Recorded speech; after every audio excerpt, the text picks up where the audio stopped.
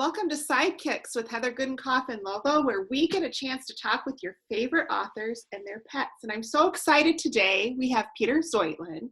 He is a freelance journalist and a best-selling author whose work appears regularly in national publications, including the Boston Globe and the Christian Science Monitor. Zheutlin has also written for the LA Times, Parade Magazine, AARP Magazine, and numerous other national magazines and newspapers. He is the author of the New York Times bestseller, Rescue Road One Man, 30,000 Dogs, and 1,000,000 Miles on the Last Hope Highway. Peter, thank you so much for being here today. And can you please introduce to us Albie, your sidekick? Albie, I'm going to lift his head up. Hi, Albie. Albie, did you say hello, bud? Yes. So cute. So tell us about Albie. You've been on some amazing journeys together. Tell us how he came into your life. Well, it was 2012, and after about a quarter century of rebuffing every effort of my wife and kids to get a dog, I finally relented. And my wife suggested that we look at getting a rescue dog, and this is absolutely true. I didn't really know what that meant. When I pictured a rescue dog, I pictured a St. Bernard in the Alps with a whiskey barrel. So that's how little I knew.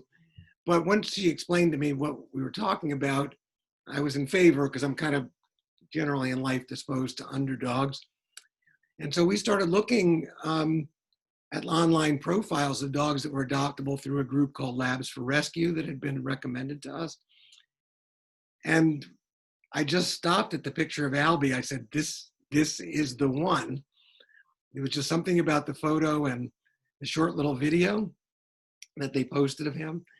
And once we had committed, and I said, I want Albie, that was the name that they had given him. I thought we could just go down to Connecticut and pick him up because that's where the rescue is based. But then I found out he was still in Louisiana, where he was a very lucky survivor because he was in a shelter where the euthanasia rate was close to 90% at that time. And so that meant 9 out of the 10 dogs there were never going to get out.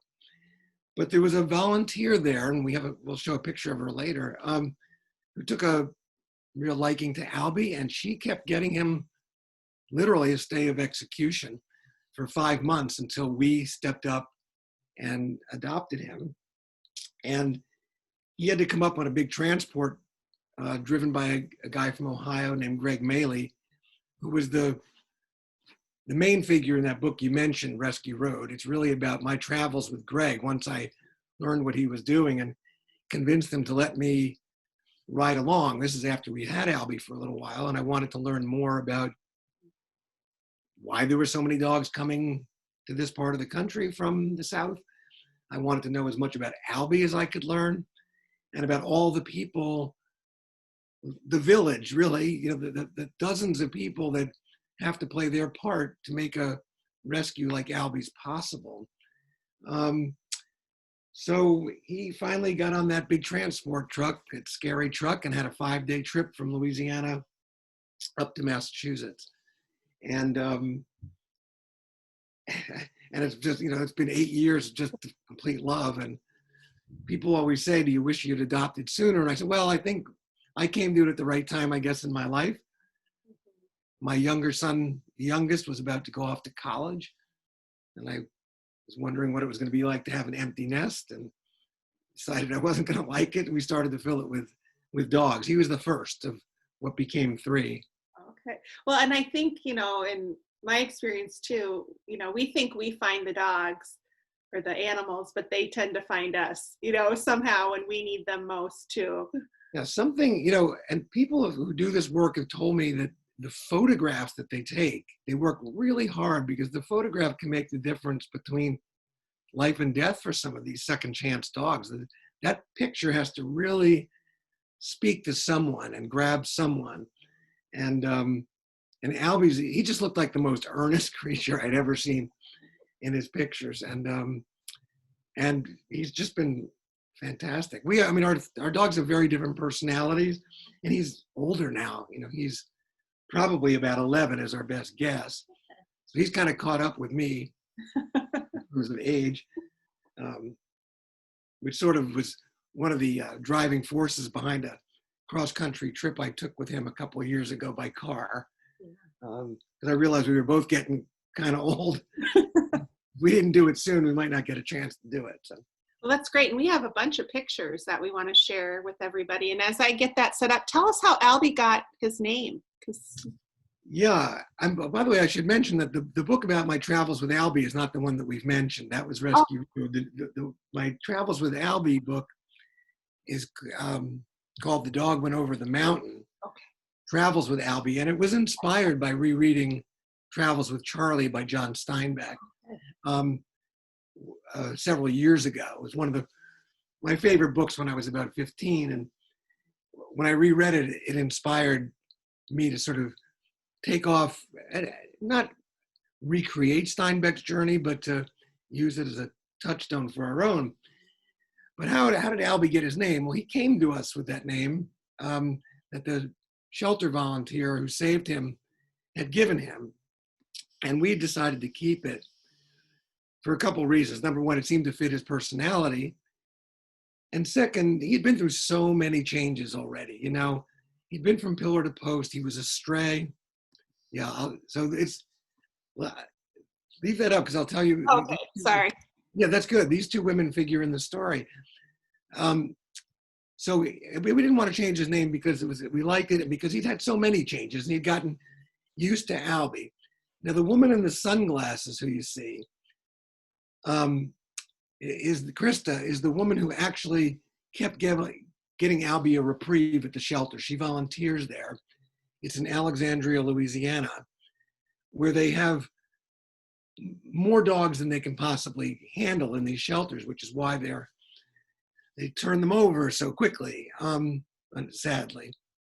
And when I was researching my first dog book, Rescue Road, I went back and paid a visit to this shelter that I had, and it was, difficult for me to imagine Albie in this place. It was not a really pleasant place. So fast forward several years when we were taking our cross-country trip, I wanted to go back there to let these two women, Krista and Carrie, with the longer hair, who was our adoption coordinator for Albie, and give them a chance to see him again. Because these women, the work they do is so heartbreaking, day after day. They make these adoptions possible, and they rarely ever see the dogs again, the ones that they're able to save. And I just wanted them to have a chance to see Albie again and what a great life he'd had. But I got to ask Krista on my first trip to Louisiana without Albie about his name. I said, well, how did you give Albie that name? And I thought there would be some touching story about it. And she said, oh, it's just the name of one of the characters on The Real Housewives of New Jersey. Oh. Which was a little bit ironic because my wife and I both grew up in New Jersey, but it was just kind of a funny story. I just didn't expect that. Yes. But that's him. That's Albie, and so cute. Yeah, he's just a doll. Let's see. Let me try another one here. Let's look here. Right. So this picture was taken on my 9,200 mile trip that Albie and I took in 3 years, almost 2.5 years ago.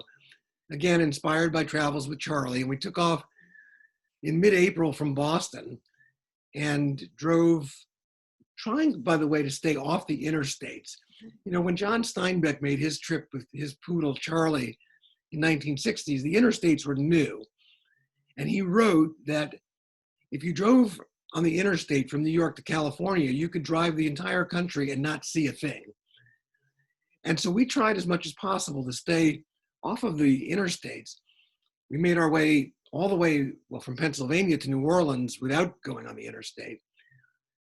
Once we got to the Southwest, of course, everybody wants to see parts of what's left of the iconic Route 66, which ran from Chicago to Santa Monica. You can't drive the entirety of Route 66 anymore. It doesn't really exist except in bits and pieces. It was mainly replaced by Interstate 40. But as you drive off into the towns, many of whom suffered economically with the interstate coming in because the traffic was diverted, a couple of miles away. When you drive into these wonderful towns like Tucumcari in New Mexico, there's this magnificent, all these murals that really capture the spirit of another age in America.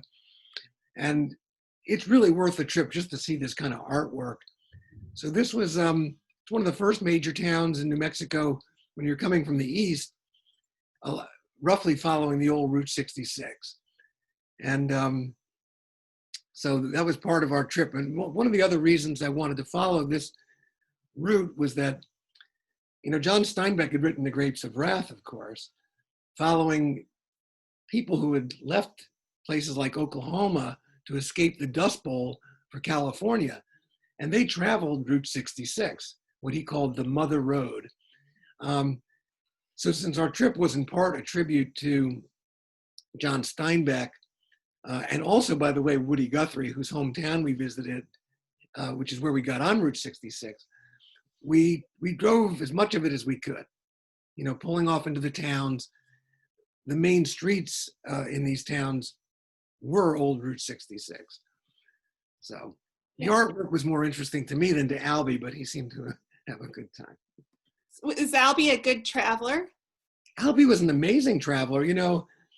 I wasn't sure how it would go for a couple of reasons. At that point in his life, for some reason, he had gotten less comfortable with strangers and other dogs. But that evaporated when there was just the two of us alone for some reason. So he was very happy to have strangers greet him. And Steinbeck said that, one of the reasons to travel with a dog is that, a dog is the way to meet people because people always want to know something about your dog. And it was true. I mean, we were approached by countless people who they either wanted to know, can I pet him? What's his name? What kind of dog is he? How old is he? And so Albie just made meeting people, which was part of the purpose of our trip, so much easier. He was really a passport to making connections. And this was obviously Yosemite Valley. Sorry. No, that's okay, that picture. There are a couple of places in America that are, I think the most iconic, most beautiful spots. One of them is Yosemite. The other is Grand Canyon. Oh, I can only see part of that picture. I assume you've got it all, right? You can see it? Yeah. That's Albie and me. Once we had reached the Pacific Ocean at Half Moon Bay, California, we started just miles inland from the Atlantic. We did see the Atlantic down in Connecticut, and this was finally reaching the other side of the continent. We had driven up the Central Valley of California, which is, the agricultural heart of America, and into Steinbeck country, because Steinbeck was born in that part of the world, Salinas, California, where the National Steinbeck Center is. And I would just tell people, if you're traveling to Northern California, Salinas is not really on the beaten path for most tourists, but it's only about an hour from the Bay Area, and it's where the National Steinbeck Museum is, and it's really worth it if you love Steinbeck's work as I do. Steinbeck, like Woody Guthrie, who I mentioned, they both were writers or songwriters who gave voice to powerless people and sang about underdogs and the dispossessed people of our society. And, I think of Albie as sort of in, a canine equivalent of that, a real underdog, real forgotten soul. So I really wanted to go to Steinbeck's hometown and go to the National Steinbeck Center, which we did. And, but anyway, Half Moon Bay is where we finally reached the West Coast. Yeah, that's beautiful. Did you get fined? I see the sign behind Albie. No What, dogs. that may be a different shot. I can't see your Oh, picture. I'm sorry. That's okay. Are you showing the one? Oh, are you showing the one with the beach behind you? Do you see that one? No, yeah, that's California. Okay. Yeah, Okay. that's Half Moon Bay. But there's another shot I think you have. Yeah, let me try and pull that one up. It's so cute. Um, let's see, where'd it go? Here we go. Yeah. So, well, there's a little story behind this picture too. This picture was actually taken on the very last day of our trip in the town of Ogunquit, Maine. Um, I was not originally planning to go there on this trip, but we were about a week into our trip. We were in Tennessee, and I got a phone call on my cell phone from a very dear old family friend who had grown up with my mother, who was then in her about 93 years old, and she didn't know I was on this trip. But she and her husband, who was then almost 100, were living in Ogunquit, Maine, where we used to go as kids on vacation in the summer to see them. And these were people who were very important have been important in my life since I was born. And I always knew growing up that they were my legal guardians, that, if my parents had died young, the euphemism was if something happened, but if they were going to be the people we lived with. That's how close these families were. And so I had done a lot of growing up in the summers in this town in Maine, and it just struck me on that phone call that it would be appropriate to finish this trip by paying them a visit. Because, as I said, he was approaching 100 and she was approaching her mid-90s. So on our last night, we were staying at an inn in Bennington, Vermont, and we were a little road weary at that point. I was ready to get home, but we decided to detour and go up to Ogunquit, Maine to visit with them. Now this bridge it crosses an estuary onto the beach. And as kids, we used to play on this bridge all the time. We used to catch crabs on drop lines that we would lower into this river. And I wanted to take Albie across to visit the beach. And we got there at the end of May, and there was this sign. And I was tempted to try and take him over anyway, because it was not a crowded time of year. But somebody came by and said, they've been really strictly enforcing this. So we didn't walk across, and Albie seemed to think it was pretty funny. So we didn't go across, but it was a very nostalgic day for me, this last day. We've been together for 6 weeks. We've driven 9,000 miles together. I'd come back to a place that meant a lot to me as a kid, a place meant a lot to my parents who are now gone, meant to them, to see old friends. In fact, I'm actually driving up there tomorrow to see Winnie. Paul died at 101, to see her. So it was just a day filled with not only kind of the mental exhaustion of this trip finally catching up to us and being ready to get home. And, I think Albie was ready to see the rest of his pack here at home, although he had been just a terrific traveler. He never complained. Never complained about my driving, which was really nice. But he just was very easygoing. He seemed to be very happy just to be with me. But I did learn something about traveling with dogs, and that is, well, I'll take you back. We were on our way across New Mexico, and we were staying at a place in the foothills of Santa Fe. And it was about 11 o'clock. I was ready for bed, but I thought he needed to go out one more time. And as we stepped out, with the night air in that high desert is so clear. And I looked at the mountains, the silhouette of the mountains across the valley, and there was a very faint, like almost pale white light behind the mountain. And I wondered if the moon was going to rise behind the mountain. So I decided we would wait. And sure enough, the sky started to get a little bit lighter. And then, when the moon broke the horizon behind the mountains, it turned out to be a full moon. And, it's spectacular when you see a moon rise like that, because you can almost seem to see it move, right? at the horizon, and it was absolutely magnificent. And I was like in this mini rapture at the beauty of this scene, and kind of marveling at the workings of the cosmos. We're actually seeing the rotation of the Earth bring the moon into view. And I looked down at Albie, and he was facing in the other direction. And I tried to turn him around as if I thought he would appreciate what I was seeing. And he wasn't the least bit interested in watching the moon rise. And it dawned on me that in 6 weeks or 6 months or 6 years, we weren't going to be looking at pictures of this trip and reminiscing about it together. For him, it was all about the moment. The squirrel that, ran over the wall at Yosemite.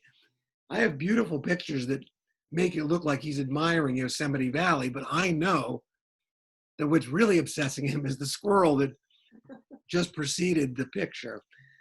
So I learned that, as much as I think he enjoyed the trip and being with me and the sounds, and he likes riding in the car, and we had a convertible, which was fun. He and I were on different trips together. We were not on the exact same trip together. And for some dogs, I suspect a trip like that might really wear pretty thin. Mm-hmm. But he was old enough and had mellowed out enough, I think, that, he did seem to enjoy it. And just, I love your point that, our pets, our dogs, our, sidekicks, we have different perspectives, and, they're getting something completely different out of the experience that maybe you are or we are. But one thing you both have is that you're together. And that's probably what, content together, which is really that companionship. Yeah, I mean, he would, if we stayed with a cousin in Boise and I was going out to pack the car, and, every time I took something out to the car, he was right at the door. I mean, he knew there was so much togetherness on this trip, and I think he, really watched me like a hawk. He was afraid, maybe getting left behind. There was one sort of transcendent moment that I thought maybe he actually was appreciating the scenery and where we were. We were in Yellowstone, and we had stopped at there's a series of waterfalls. And from the parking lot and the walkway, you really can't see them, but you can hear them, and you can see and feel the mist. And at one point he stopped, and I had him securely on the leash, and he put his paws up on the retaining wall where you could see down below this beautiful waterfall and feel the water in his face. And I put my arm around him because, it was a steep drop off. And he just seemed to love the moment. I don't know whether it was the mist on his face, but I felt, oh my gosh, we've been on the road all these weeks, and maybe it hasn't been fair to him. He hasn't been enjoying the scenery the way I have. But in that moment, he really seemed to take it in. And it was great. And we stood there for a couple of minutes. And he just was very curious to stand on the wall and look at the water. And it was a great moment in the trip. That is so great. Do you have any more travels planned with Albie? Well, it's a good thing we made the trip when we did. His arthritis has gotten pretty bad. And I don't think he could have made this trip, the in and out of the car, the, a little bit, the hiking we did. On the day we got to Grand Canyon, which I've been waiting 50 years to go back to, when we arrived, it was socked in with fog so thick you couldn't see 6 inches into the Grand Canyon. No. And we walked for hours through snow on the rim trail, got soaked, because I told Albie, I would talk to him even though, of course, he didn't know what I was saying. But I said, we're going to wait here all day. We didn't come all this way not to see the Grand Canyon. And it took hours, but finally there were breaks in the clouds and we got spectacular views. I think maybe, did you already show that one? I'm not sure. Wait, let me look. I will check. Show it again because it literally took us hours. Let me see. I'm looking here. Oops. Oh gosh, okay. I bet, can you see that one? No, I'm sorry. That's okay. Well, as I said, it was just completely socked in with fog. You could almost sense the canyon. If you've ever been to Grand Canyon, you have a sense of the scale of it. Even standing at the edge, you can feel the great emptiness. But at various times, the clouds started to lift, and it was very dramatic because there were snow squalls and all this. And it was just absolutely spectacular. So I'm glad we did it when we did, because I don't think he could do it now. Yeah. I think he's too old. But you learn all kinds of strange things. We were on Route 20 across Idaho on the way home, and we stopped in the Silver Creek store where Hemingway used to hang out. And they have a little exhibit devoted to Hemingway, who was friends with the owners of the store. They were hunting partners. And I got into a conversation with the clerk and told him we were on our way back to Boston. And he threw me a complete curveball. He said, "Are you taking Highway 20 all the way?" And I said, "What do you mean?" He said, "Well, this road goes all the way to Boston." I thought we were on a 2-lane road in Idaho. Wow. And I realized, oh my gosh, there is a Route 20 near here, but it never dawned on me it was part of the same road. It's the longest highway in America. I live on Highway 20. I mean, Dubuque Highway 20 goes right through my. No, did you know that Highway 20 starts in Kenmore Square near Fenway Park in Boston? No. Goes all the way to Newport, Oregon. Wow. It's the same Route 20. And it is now the longest contiguous highway in the United States. I should have known that, but I did not know that. That's amazing. And I had given some thought. I had an idea for another book to drive Highway 20, and about the history, because a lot of history unfolded along Highway 20. Some going back to the Revolutionary War. I mean, that wasn't Highway 20 then. And at one point, it had another designation, which was the Yellowstone Highway, because there were literally signs marking it as such, and you could follow them from the East Coast, follow the Yellowstone Highway to Yellowstone National Park in Wyoming, where the highway actually technically stops and then picks up on the other side of the park. But see, I learned all kinds of. Yeah. Well, I hope you write that book. Then you'll be able to, you and your wife will be able to come see me in Iowa then, right? So Highway 20, yeah. Yeah. And just briefly, I should mention, part of the trip was the people that we met, obviously. And I'll tell you quite honestly, I think we would have had a different experience if I hadn't been a white male.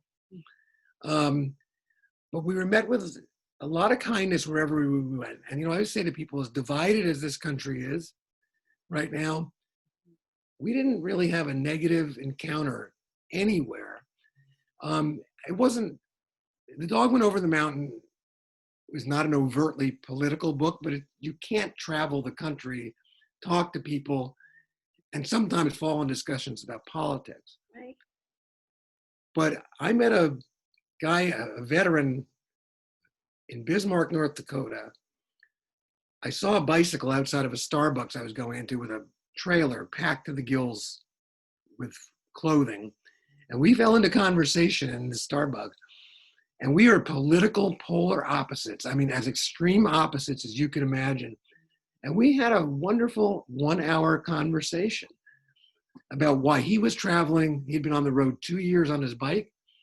I'll introduce you to these guys in a second. Yeah. And, I realized I have to live in his country. He has to live in mine. There's a lot of goodwill out there, even across the political divide. And I fear that we're letting it fray to the breaking point. I'll talk about these gentlemen. This is Tupelo, Mississippi.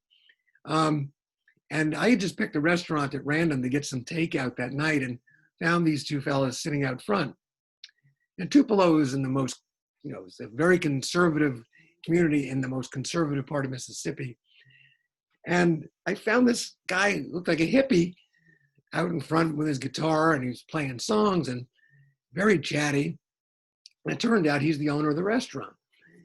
And he was there with his friend. They were just playing guitar and singing and stuff. And so his name is Vaz Vanelli, the fellow with the hat and the beard. Looks like something out of Ken Kesey's Merry Pranksters. And he was such a personality. He stood outside on the sidewalk, and everybody that came by, black, white, men, women, police officers, kids. He had treats in his pocket for the dogs and for the lollipops for the kids, and he had a hug for everybody. And he was just this kind of wonderful spirit, doing his little part to make life, give people a moment, of happiness. And that night, after we said goodbye, and we ended up spending a few hours with him, I thought, this is why we travel. We travel for the unexpected encounters with people like this. We've stayed a little bit in touch by email, and I'll probably never see him again, but I'll never forget him. He was such a character, and with just many of them along the way. Yeah. To really enrich the trip. Well, I am so glad that you could spend some time with us today, Peter, and share your journeys with Albie and all your experiences. And we will definitely be looking for The Dog Went Over the Mountain. Let me show Albie again. He's asleep. Yeah, Albie. Where are you? So cute.